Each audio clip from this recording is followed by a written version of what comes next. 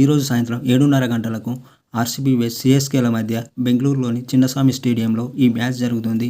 ఈ రెండు జట్లు ఇప్పటి వరకు 22 మ్యాచ్లు ఆడగా అందులో ఆర్సీబీ జట్టు 10 సార్లు విజయం సాధించగా సీఎస్కే జట్టు 22 సార్లు విజయం సాధించింది. చిన్నస్వామి స్టేడియంలో ఆర్సీబీ 4 సార్లు విజయం సాధించగా సీఎస్కే 5 సార్లు విజయం సాధించింది. ఈ 2024 ఐపీఎల్లో చిన్నస్వామి స్టేడియంలో 6 మ్యాచ్లు జరగగా అందులో ఆర్సీబీ 3 సార్లు విజయం సాధించగా 3 సార్లు ఓటమి పాలైంది.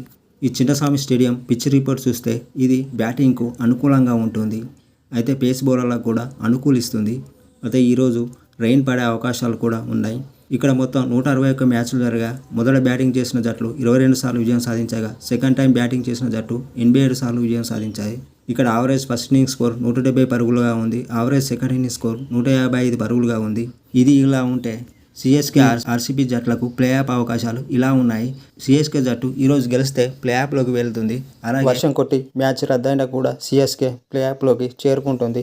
అలాగే ఆర్సీబీ జట్టు పరిస్థితి అలా లేదు.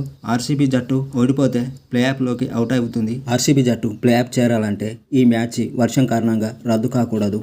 అలాగే ఆర్సీబీ జట్టు ప్లే ఆఫ్ చేరాలంటే మొదట బ్యాటింగ్ చేస్తే 18 పరుగుల తేడాతో విజయం సాధించాలి. ఆర్సీబీ చేజింగ్ చేస్తే 18.1 ఓవర్లో సీఎస్కే విధించిన టార్గెట్ను 18.1 ఓవర్లోనే చేజింగ్ చేయాలి. అప్పుడే ఆర్సీబీ ప్లే ఆఫ్లోకి రన్ రేట్తో చేరుకుంటుంది. ఈరోజు రెండు జట్లలో ఏ జట్టు విజయం సాధిస్తుందో కామెంట్ల రూపంలో తెలియజేయండి.